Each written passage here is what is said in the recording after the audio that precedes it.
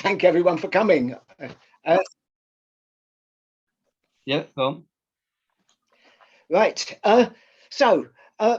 The accumulated wealth derived from the unpaid labour of enslaved Africans not only powered Britain's industrial growth, it enabled some families and corporations to gain the political power and social influence that they still exercise today. The entire business of slavery played an essential role in the way the current ruling class gained its dominant position. The government of the Republic of Barbados is campaigning for the payment of reparations by former colonialist powers and institutions which profited from slavery, including the descendants of individuals, families, and companies. One of those individuals is Richard Drax, who still owns Drax Hall Estate in Barbados. The Drax family have owned the Drax Hall Plantation in Barbados, along with the accompanying 621 acres of land since the 17th century. It's currently the property of Richard Drax, Member of Parliament for South Dorset, who also owns Charborough House, a Grade 1 listed mansion in rural Dorset. In addition, he owns the greatest acreage of land in the county of Dorset, 13,870 acres. Richard Drax's 17th century ancestors, James and William, sailed to Barbados in the late 1620s, where they arranged for land in the centre of the island to be cleared and began growing and processing sugar. The Drax family devised a commercial sugar plantation model worked by enslaved labourers brought from Africa, which was copied across the West Indies and the Americas. In 1650, Sir James Drax paid for the construction of the plantation house, Drax Hall. David Olusoga wrote, "The Drax family are one of the few who were planters in the early stages of the British slave economy back in the 17th century, and generations later still owned property and enslaved people at the end of British slavery in the 1830s. The Drax dynasty were able to generate extraordinary wealth through the cultivation of sugar by enslaved Africans." After enslavement was finally abolished in the British West Indies in 1838, Richard Drax's ancestor, John Sawbridge Earl Drax, MP, who also lived at Charborough House, received £4,293, 12 shillings and sixpence in compensation for the loss of his property rights in 189 slaves. That would be worth somewhere in the region of £5.5 million today. David Comissiong, Barbados ambassador to CARICOM, says of the Drax family, "You cannot simply walk away from the scene of the crime. They have a responsibility now to make some effort to help repair the damage. We are establishing a fund into which families, corporations, and establishments like universities that were implicated in some way in the crime of enslavement can pay." So let's start with this Sir James Drax, 1609 to 1661. So amongst the initial settlers on Barbados was the 18-year-old James Drax, the son of a Warwickshire Anglican vicar. His brother William and sister Frances joined him in 1632. He managed to gain political influence on the island, becoming Commissioner for Roads and a captain in the militia. By 1641, James Drax owned over 400 acres, making him one of the biggest landowners on the island. And by the early 1650s, his plantation, Drax Hall Estate, was worked by over 200 enslaved labourers. Drax was the first to successfully cultivate sugarcane on a large scale, having learned the technique of sugar production and refinement from the Dutch, who in turn had acquired their knowledge from the Portuguese in Brazil, part of which was under Dutch control from 1630 to 1654. The Dutch colonists in Brazil had developed an industry based on enslaved labour that exported thousands of tons of sugar to Europe. Sensing economic opportunity, Drax and other settlers began cultivating sugarcane around 1640, with the first Barbados sugar arriving in London by 1643. Initially, the labour force in Barbados was made up of indentured labourers from Britain, poor farmers who'd been driven from the land by the enclosures, along with vagrants and convicted criminals. but the largest numbers came as a result of the Civil War, with 8,000 Royalist prisoners of war being sent to Barbados between 1645 and 1650. They were followed by Irish prisoners of war after Cromwell's conquest of Ireland. However, the supply of indentured labourers dried up after the end of the Civil War and the successful colonisation of Ireland. European indentured labourers were unsatisfactory from the plantation owners' point of view for a number of reasons. Their period of indenture was limited. There was a limit to the whipping and torture the plantation owners could use to extract greater productivity, and word of the ill usage to which they were subjected got back to England and deterred further recruiting. This was when the plantation owners started to turn to purchasing kidnapped Africans. This was the effective start of English involvement in the large-scale transatlantic slave trade. By 1654, James Drax had 200 enslaved Africans working in a labour camp of over 700 acres and had ordered the construction of the island's first great house, Drax Hall. He was the richest landowner in Barbados. Not content with purchasing kidnapped Africans from traffickers from England, in 1654 he personally helped finance 2 slave trafficking voyages in the Hope and the Samuel, ships he jointly owned with two other Barbadian plantation owners. In 1649, a conspiracy was discovered for a joint rebellion of English and Irish indentured labourers in alliance with enslaved Africans. This was the plantation owners' worst nightmare, and they did their best to disrupt any such workers' unity by giving small privileges to their poor European employees. A militia was needed to keep control over the enslaved Africans, who by 1660 greatly outnumbered the European population. This was a scheme for class collaboration of Europeans that required a new term of social distinction, white. This expression only came into common use at the end of the 17th century. White men were given the right to hold public office, to sit on juries, to vote if they held sufficient property, to carry arms, to move freely, and to engage in economic activity. In contrast, enslaved Africans were kept in order by arbitrary and tyrannical punishments, all were supported by the full force of the colonial state. This was inscribed in the 1661 Barbados Slave Code, called An Act for the Better Ordering and Governing of Negroes. This established that enslaved Africans could be bought and sold, instituting a system of legally sanctioned racial discrimination and violence. Given the poor white workers some inexpensive privileges drove a wedge between the European servants and the African enslaved labourers, linked the white underclass with their white superiors, and gave race an importance it had never previously had. This links the economic principle of exploited labour to the socially constructed hierarchy of race, thereby institutionalising white supremacy.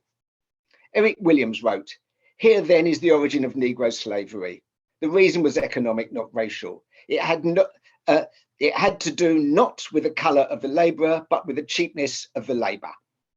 Slavery was not born of racism, rather racism was the consequence of slavery. Those who feel they're entitled to privilege feel threatened by the unprivileged and grateful to the elite who grant them their minor privileges. This can develop into a feeling that because they share a skin colour with their rulers, they have a common interest. This gives the poor white a feeling of having a stake in the status quo and obscures the real privilege in society, the class privilege that goes with wealth." Let's move on to Colonel Henry Drax, 1641 to 1682. The massive scale of the sugar plantations that was required to generate such huge profits necessitated an equally vast resource of labour to work the estate. In the 400 years of the Atlantic slave trade, somewhere in the region of 12 to 15 million Africans were enslaved and transported by force to the Americas and the Caribbean. Between 1 and 2 million died crossing the Atlantic. Once in the Americas, these enslaved workers were forced to work in labour camps where the conditions were so harsh that most only lived about 7 years before the accumulation of fatigue, whipping and hunger sent them to an early grave. A rate of attrition worse than amongst combat troops on the Western Front in the First World War. Henry Drax took over ownership and management of the family's Drax Hall and Hope plantations in Barbados in 1663. He was the owner of 705 acres and 327 enslaved labourers. In April 1649, he sailed for England for the last time. But before he went, he drew up a set of instructions which I would have observed by Mr. Richard Harwood in the management of my plantation. He never returned from England, dying there in 1682. Part of the need for such detailed management instructions was the deforestation of the Caribbean islands to produce sugar, as well as the soil exhaustion resulting from monocrop export-based agriculture. As the fertility of the existing cleared land fell, plantation owners ordered the clearing of hillsides and uplands previously thought unsuitable for cultivation, but the heavy rainfall quickly washed away the topsoil. Bridgetown Harbour began to silt up, and cane plants were increasingly vulnerable to wind damage. By 1690, where previously it had been possible to harvest 3 cane crops in succession, they were now forced to allow exhausted soil to lie fallow. The Drax family, like most other plantation owners, attempted to preserve the fertility of the land through the constant use of dung as manure. They also attempted to prevent soil erosion and depletion through labour-intensive cane hole planting. Both these techniques were extremely taxing on the enslaved labourers tasked with carrying them out, not to mention how disgusting it must have been to shovel cow shit all day. Working with such large quantities of manure exposed enslaved workers to an increased risk of disease. This increased effort required a more scientific approach to the management of the plantation, and Henry Drax was in the forefront of developing these new methods. As I mentioned, Henry Drax's instructions, which I would have observed by Mr. Richard Harwood, was written in 1679. These instructions were to form the basis of plantation management throughout the Caribbean and British North America. In 1755, William Belgrove published a treatise upon husbandry or planting, in which he stated, "The best way I know to prevent idleness and to make the Negroes do their work properly was upon the change of work constantly to gang all the Negroes in the plantation in the time of planting." This development of the gang system of labour made sure that the pace of work for each task could be set to that of the strongest rather than the weakest slave. One can see parallels with the modern human resource management obsession with team working. Bill Cook maintains that there is a direct connection between the management techniques developed on the slave plantation and modern human resource management practices. He says, "The industrial discipline which emerged on the plantations was not disconnected temporally, spatially, or in substance from that which emerged in other parts of the economy. The imprint of slavery in contemporary management can now be seen in the ongoing dominance from that time of the very idea of the manager with a right to manage. It can also be seen in the specific management ideas and practices now known as classical management and scientific management. There was a substantial and growing group of people using what are now seen as management practices who were known as managers, running plantations. What is also clear and discomforting is that white supremacist racism underpinned the creation of managerial identity. The result was a scientifically calibrated instrument of physical and psychological torture to ensure maximum productivity.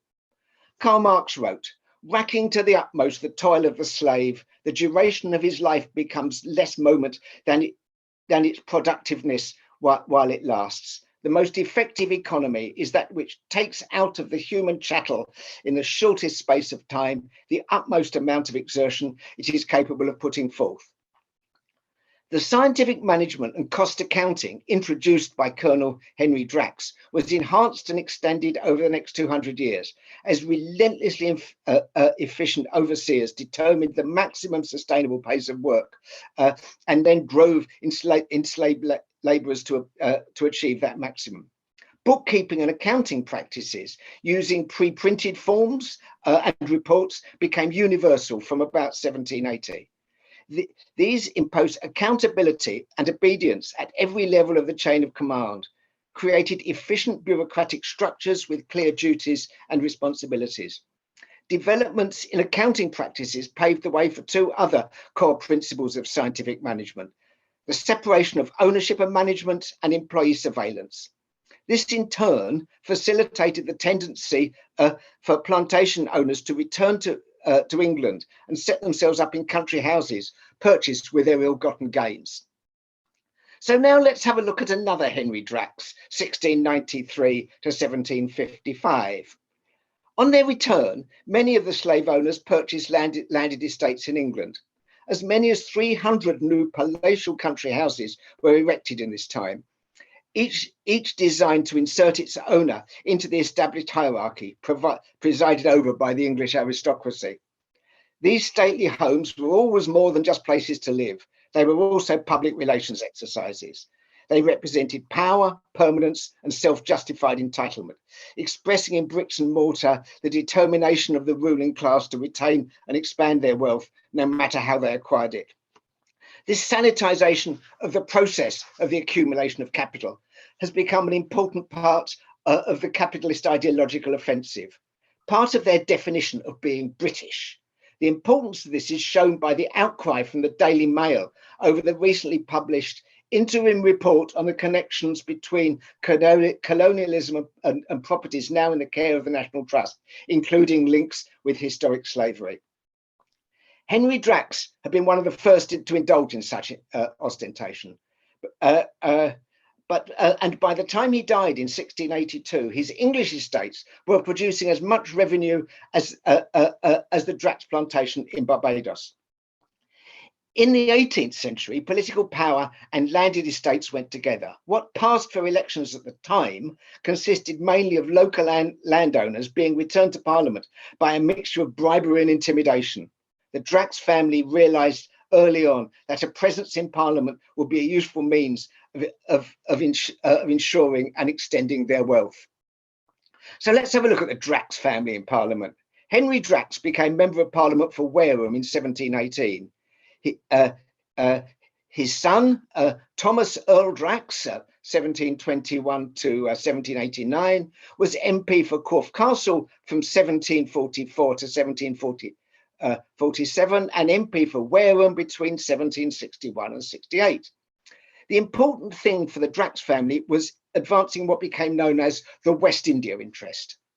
The next owner of Charborough was Drax's son-in-law, Richard Earl Drax Grosvenor. He was MP for East Looe from 1786 to 1788, Clitheroe 1794 to 96, and Chester from 1802 to 1807. He returned to politics in the seat of New Romney in 1818, but died in 1819, when the constituency passed to his son, Richard Edward Earl Drax Grosvenor,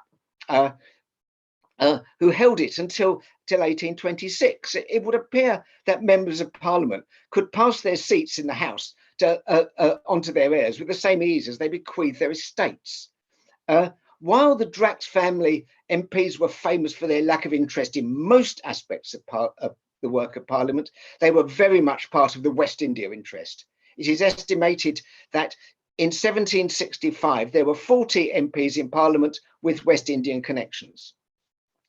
In 1783, absentee plantation owners and merchants trading to the West Indies and colonial agents organised themselves into a formal lobbying group. Between 1783 and 1833, the London West India Committee acted as a political pressure group for the merchant and plantation owner interest in Britain, as well as the slave owners living in the West Indies, initially lobbying the government against restrictions on the slave trade, against measures to ameliorate the working conditions of their enslaved workers, against free trade in sugar, and then fighting a rearguard action against the abolition movement. Meanwhile, In 1819, in his Hopkins Street chapel in Soho, Robert Wedderburn, whose father was a plantation owner and his mother an enslaved female labourer, asked his congregation, "Has a slave an inherent right to slay his master who refuses him liberty?" Following a discussion, nearly the whole of the persons in the room held up their hand in favour of the question. Wedderburn then explained, "Well, gentlemen, I shall now write home and tell the slaves to murder their masters as soon as they please." This led to his prosecution for sedition and blasphemy, and he was sentenced to 2 years imprisonment in Dorchester prison.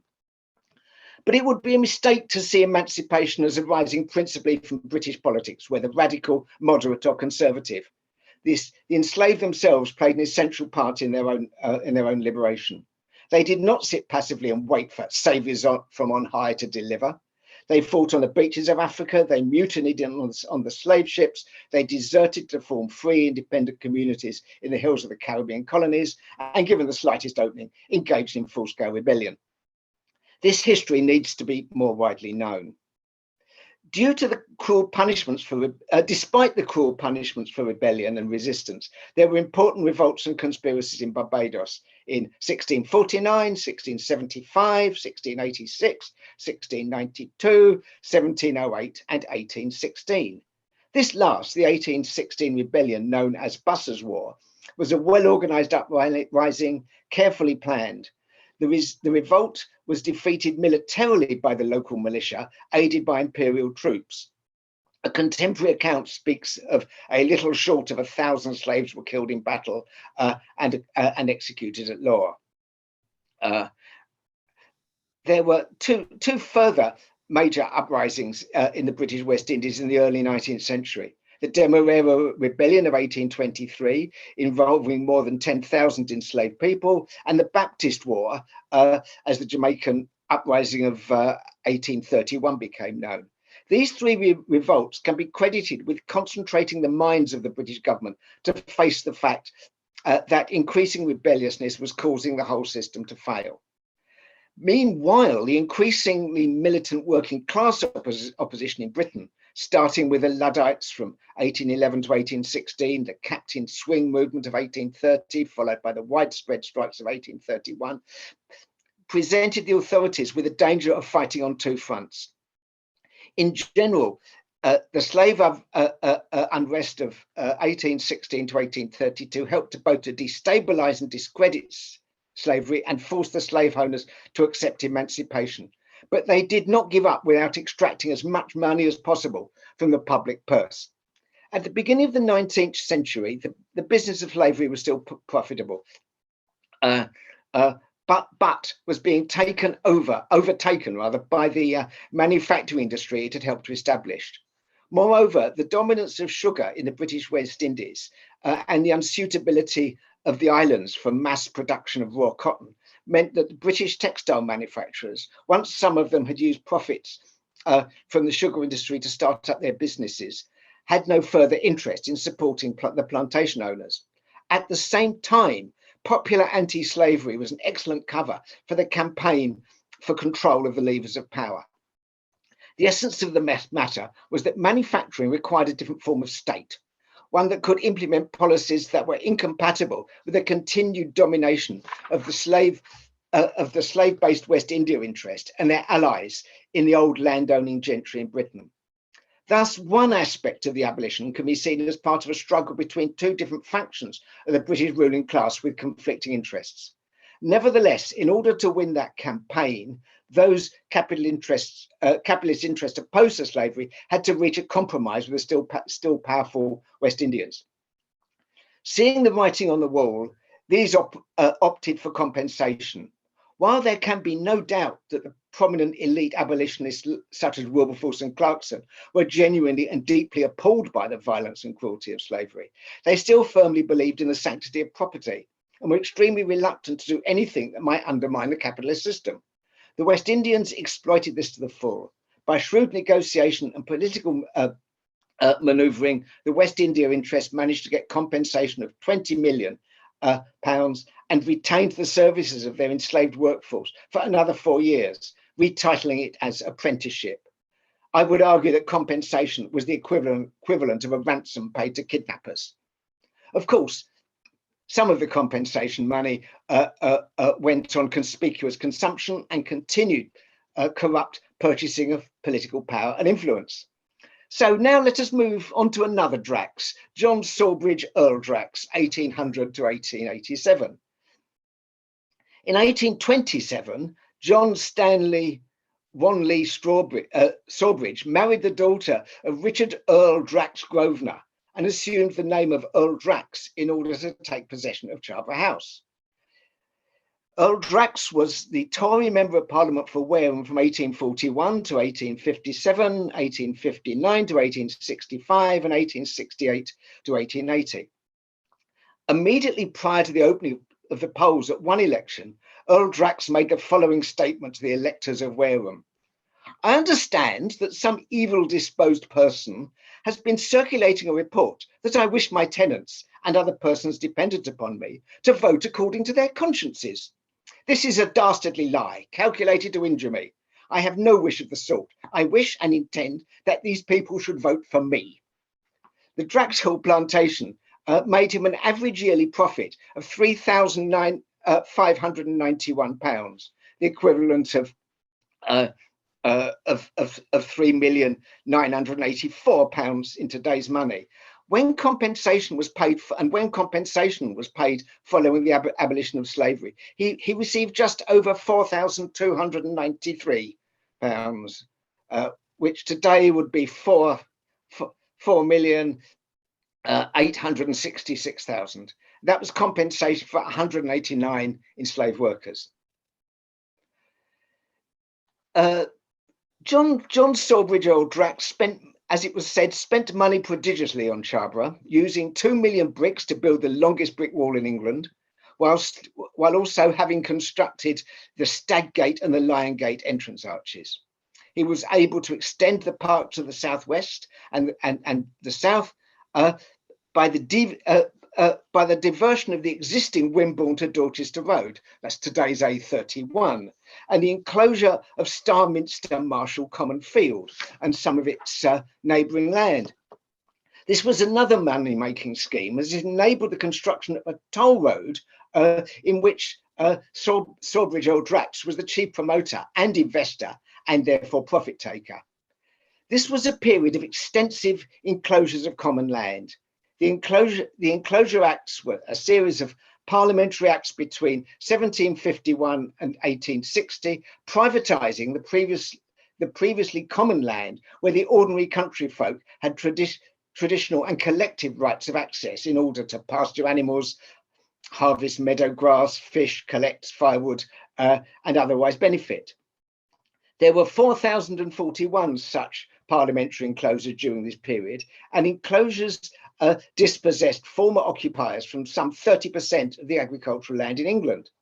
Rural labourers who lived on the margin depended on the open fields and the so-called wastes, that is uncultivated land, to supplement their meagre incomes. This left four alternatives: to work like serfs as tenant farmers for the large landowners, to emigrate, to live by poaching, or to work or to move to the already crowded cities, where they push down each other's wages by competing for a limited number of jobs. And it is significant the number of one-time slave owners who either use the profits from the business of slavery or from their compensation money to finance these enclosures. So where does this all fit with modern capitalism? How does this affect the argument over reparations for slavery? The debate over the contribution of slavery to modern capitalism cannot be confined to narrow considerations of profit and loss or to a single national economy. Atlantic slavery is inextricably linked with the markets, commodification, capital growth, credit, and raw materials that were required for the expansion of capitalism in Europe and North America. West Indian merchants became the merchant bankers who were so important in the growth of the City of London. The modern insurance industry has its roots in the maritime insurance of the so-called triangular trade. Important infrastructure projects such as canals, docks and railways were financed out of the profits of slavery, and the compensation as well as the compensation received after abolition. Economically speaking, the big difference between slavery and free labour is the lack of wages paid to the enslaved. So if we do a calculation for the amount of unpaid wages owed in the case of Barbados, using the available figures for slave numbers between 1617 and 1838, and calculating the average number for each period under consideration, then multiplying this figure by the number of years in that period, and then multiplying by £15 the average wage of a British agricultural labourer from 1650 to 1780, or by £25, depending on the average, which is the average for the period 1780 to 1850, gives a total of £211,113,465. In today's money, that would amount to around £500 billion sterling. A similar calculation applied to the whole of the former British West Indies produced a figure of £3,500 billion sterling in today's money. Workers in Britain have suffered from divisions caused by racism that has weakened our ability to defend and advance our wages and conditions.